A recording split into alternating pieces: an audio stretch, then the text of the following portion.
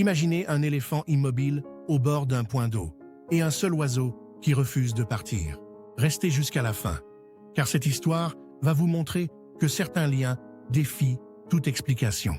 Dans la réserve de Tsavo, au Kenya, la savane s'étendait à perte de vue sous un ciel lumineux, ponctué d'acacias et de hautes herbes dorées. C'est dans cette immensité que vivait Bako, un grand éléphant mâle, aux défenses larges et à la démarche habituellement assurée. Bako était un animal solitaire par nature, qui longeait les lisières de la réserve à son propre rythme, loin des zones fréquentées par les autres troupeaux. Mais depuis quelques jours, sa démarche avait changé. Une blessure s'était installée sur sa patte avant gauche, profonde et silencieuse, progressant sans que rien ni personne ne s'en aperçoive encore. La douleur l'avait contraint à ralentir, puis à s'arrêter, choisissant de rester près d'un point d'eau isolé bordé de roseaux et d'acacias. Il se tenait là, debout, la tête légèrement inclinée, portant son poids avec une prudence nouvelle. Il buvait par petites quantités, tendant sa trompe vers l'eau avec une lenteur inhabituelle pour un animal de sa stature. Le troupeau qu'il croisait parfois avait continué sa route, et Bako s'était retrouvé seul, prisonnier de cette douleur discrète qui lui interdisait d'avancer. Les journées passaient sous la chaleur douce de la savane, et autour de lui, la vie continuait son cours tranquille. Des zèbres traversaient au loin, des aigrettes suivaient les buffles dans les herbes hautes, et le ciel changeait de couleur avec la régularité apaisante des heures. Mais près du point d'eau où se tenait Bako, une présence singulière s'était installée. Un calao, reconnaissable à son grand bec et à son plumage au reflet bleuté, s'était posé dans un arbre non loin de l'éléphant. Il était là le matin, il était là en milieu de journée, il était encore là quand la lumière dorée de l'après-midi glissait sur les herbes. Il ne cherchait pas de nourriture, ne se disputait avec aucun autre oiseau, ne s'agitait pas. Il observait Bako avec cette immobilité particulière des animaux qui ont décidé de rester. Bako, de son côté, semblait avoir accepté cette présence sans inquiétude. Par moments, il tournait lentement la tête vers l'acacia, comme pour vérifier que l'oiseau était toujours là, puis revenait à sa contemplation silencieuse du point d'eau. Entre eux, s'était tissé quelque chose de spécial, une proximité sans mots, une compagnie que ni l'un ni l'autre n'avait cherchée, mais qu'aucun des deux ne semblait vouloir rompre. Les jours passèrent ainsi, dans ce silence partagé au bord de l'eau. Ce matin-là, Idriss et Samuel patrouillaient en véhicule sur la piste ouest de la réserve, depuis l'aube, pour leur tournée quotidienne de surveillance. La piste serpentait entre les acacias quand Samuel remarqua quelque chose d'inhabituel au loin.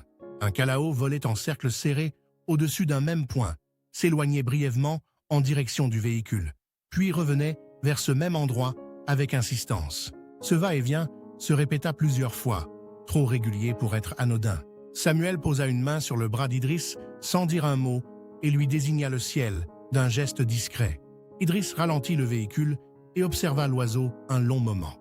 Un calao seul, qui fait des allers-retours au-dessus du même endroit depuis plusieurs minutes, ce n'est pas quelque chose que l'on voit souvent dans la réserve. Il coupa le moteur, sortit ses jumelles et dirigea son regard vers la zone que l'oiseau semblait indiquer. C'est alors qu'il aperçut la silhouette massive de Bako au bord du point d'eau. Même à cette distance, la posture de l'éléphant disait tout. Cette immobilité n'était pas celle du repos, mais celle de la douleur contenue. Les deux rangers échangèrent un regard et Idriss fit redémarrer le véhicule lentement. Ils approchèrent avec précaution, s'arrêtant à bonne distance pour ne pas stresser l'animal. De près, la blessure sur la patte avant gauche de Bako était visible, la peau tendue et enflée, la posture compensatoire devenue un réflexe permanent. Samuel sortit son carnet et nota rapidement les observations pendant qu'Idriss prenait la radio pour contacter la base. Sa voix était posée, ses informations précises, et en quelques minutes, le protocole d'intervention était enclenché. Pendant ce temps, le calao s'était posé dans l'arbre le plus proche, immobile, comme s'il attendait lui aussi que les choses se mettent en place. L'équipe vétérinaire arriva en fin de matinée dans un véhicule équipé, accompagné de 2 agents supplémentaires. Aisha Scott, vétérinaire responsable de la réserve, avait une solide expérience des interventions sur grands mammifères en milieu naturel. Elle observa Bako longuement depuis le véhicule avant de dire quoi que ce soit, évaluant sa posture, ses mouvements, l'état apparent de la blessure.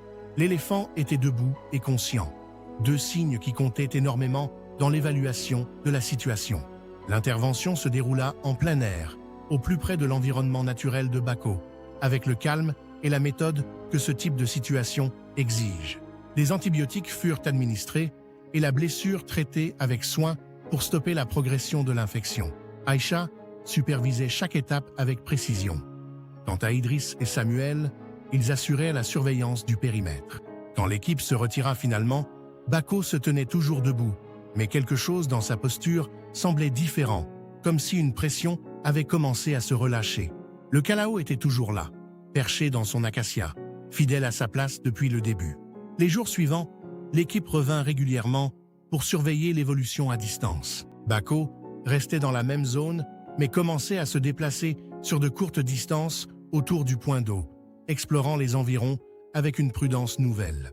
Sa patte portait encore les traces de la blessure, mais le gonflement diminuait progressivement, et ses pas devenaient peu à peu plus assurés. Le Kalao continuait ses visites, présent chaque matin, observant l'éléphant, avec cette même attention tranquille qui avait tout déclenché. Après 2 semaines de suivi, Bako s'aventura plus loin du point d'eau pour la première fois. Il marchait avec une régularité retrouvée, sa silhouette massive se découpant contre le ciel de fin d'après-midi. Idriss et Samuel, postés à distance dans leur véhicule, le regardèrent s'éloigner sans un mot. Quelques jours plus tard, des traces fraîches dans la boue d'un autre point d'eau indiquèrent que Bako avait rejoint un groupe d'éléphants transitant dans la réserve.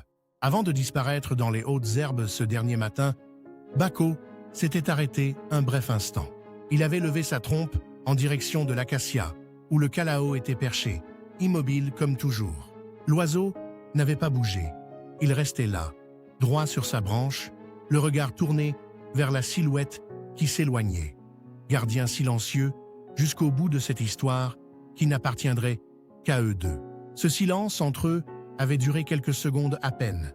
Mais Idriss, qui observait la scène depuis le véhicule, n'avait pas détourné les yeux. Il y a des choses dans la nature que l'on ne peut pas nommer précisément, mais que l'on reconnaît quand on les voit. Ce lien invisible entre un éléphant blessé et un petit oiseau qui avait refusé de partir et appelé au secours à sa façon rappelle que le vivant communique bien au-delà de ce que nos mots peuvent saisir, et que parfois, la grâce prend la forme d'une aile qui s'envole dans la bonne direction au bon moment. Si cette histoire vous a touché, abonnez-vous à la chaîne, laissez un like et dites-moi en commentaire ce qui vous a le plus ému dans l'aventure de Bako et de son étrange gardien ailé.